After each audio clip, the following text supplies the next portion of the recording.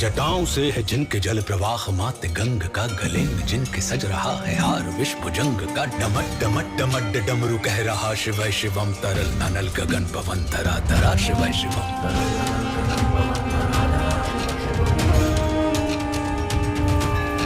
सजल लहर भी हो गई चपल चपल, ललाट पर धधक रहा है स्वर्ण सा अनल सकल, ललाट पर ललाट से ही अर्धचंद्र। मैं अयोध्या नरेश दशरथ पुत्र एवं प्रभु श्री राम का अनुज लक्ष्मण, महापंडित महाज्ञानी रावण को गुरु रूप में सादर प्रणाम करता हूं। आयुष्मान भव लक्ष्मण। कहो अपने जीवन की इस अंतिम बेला में मैं तुम्हारे किस हित की पूर्ति कर सकता हूं? हे महामना, नीति, धर्म, राजनीति एवं समस्त वेद शास्त्रों के ज्ञाता, आप अपने ज्ञान और अनुभवों की दीक्षा से लक्ष्मण के जीवन का मार्ग प्रशस्त करने की कृपा करें। मैं देख रहा हूं लक्ष्मण, तुम एक योग्य शिष्य की पात्रता लेकर उपस्थित हुए। अस्तु, मैं अपने जीवन के कुछ अनुभव तुमसे अवश्य साझा करूंगा। हे भानुकुल भूषण, अहंकार चाहे सत्ता का हो या सौंदर्य का, शक्ति का हो या भक्ति का, धन का हो या धर्म का, ये बड़े से बड़े विश्व विजेता को नष्ट कर देता है। लक्ष्मण, सत्ता और संपत्ति से उत्पन्न अहंकार का तो फिर भी निदान है, किंतु ज्ञान और धर्म से उत्पन्न अहंकार का कोई निदान नहीं है। रावण को अपने ज्ञान का अहंकार था और तुम्हारे भाई राम को अहंकार का ज्ञान है। ज्ञान व्यक्ति को भार मुक्त भी करता है और भार युक्त भी करता है, इसलिए विद्वान और विद्यावान को कभी एक मानने की भूल मत करना लक्ष्मण। विद्वान अर्थात उच्च शिक्षित जो रावण है, और विद्यावान अर्थात सुशिक्षित जो तुम्हारे भाई श्री राम है। विद्वान व्यक्ति अपनी विद्वत्ता के कारण अपने मित्रों को भी अपना शत्रु बना लेता है, किंतु विद्यावान व्यक्ति अपनी विनम्रता के कारण अपने शत्रुओं को भी अपना मित्र बना लेता है। यह जगत दोनों के सम्मुख हाथ जोड़कर खड़ा रहता है, किंतु स्मरण रखना, विद्वान के सम्मुख यह भय के कारण हाथ जोड़ता है और विद्यावान के सम्मुख यह भाव के कारण हाथ जोड़ता है। लक्ष्मण, जीवन को मात्र सफल ही नहीं, सार्थक करने के लिए शत्रु दृष्टि और मित्र दृष्टि का भेद आना अनिवार्य है। मित्रता भले ही अपने समतुल्य या अपने से निम्न स्तर के व्यक्ति के साथ कर लेना, किंतु शत्रुता सदैव अपने से योग्य, अपने से श्रेष्ठ व्यक्ति के साथ ही ठानना, क्योंकि यह जगत हमारे व्यक्तित्व का आकलन हमारे मित्रों को देखकर नहीं, हमारे शत्रुओं को देखकर करता है।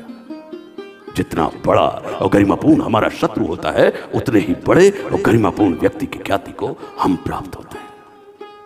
देखो ना, इस जगत में जो कुछ राम से जुड़कर प्राप्त नहीं किया, उसे रावण ने राम से लड़कर प्राप्त कर लिया। लक्ष्मण, कुछ लोग जुड़ने के पश्चात जीवन भर लड़ते रहते हैं और कुछ लोग लड़ने के पश्चात जन्म जन्मांतर के लिए आपस में जुड़ जाते हैं। स्मरण रखना, वो हमारा शत्रु ही होता है जो अपनी उपस्थिति से हमारे अंदर सुप्त पड़ी हुई ऊर्जा को जागृत करने का कार्य करता है। हमारा शत्रु ही हमें अक्षम से सक्षम बनने की प्रेरणा देता है।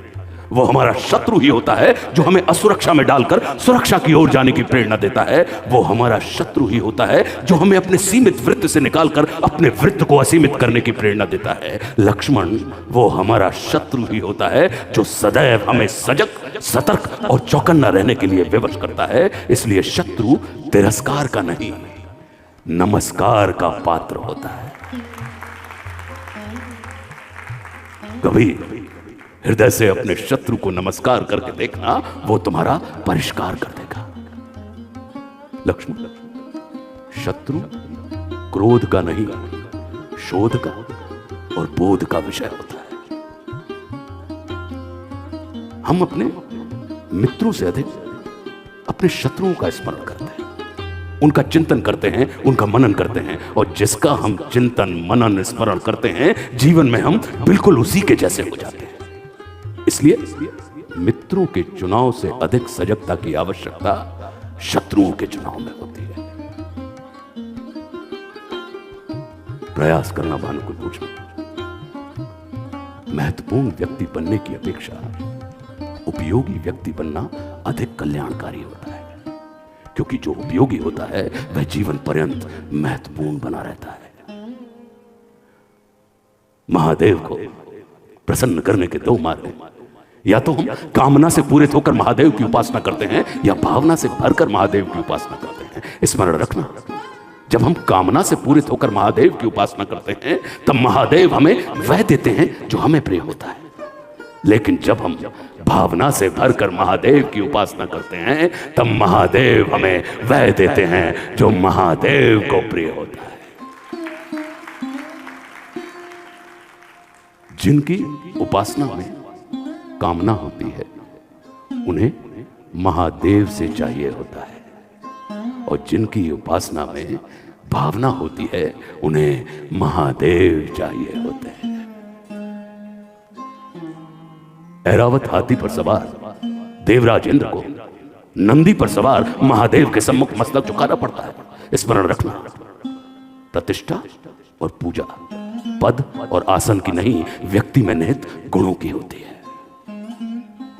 ये सारा नीति ज्ञान तुम्हारे भाई श्री राम स्वयं तुम्हें दे सकते थे, किंतु उन्होंने तुम्हें मेरे पास भेजा। जानते हो क्यों?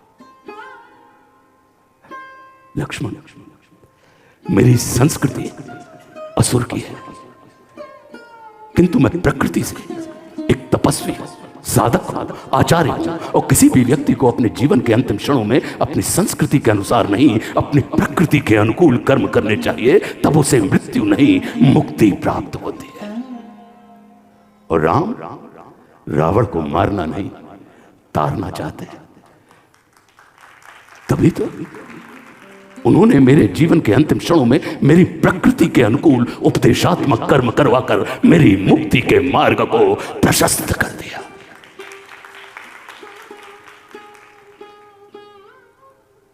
हम सभी एक बड़ी व्यवस्था के बहुत छोटे अंग हैं।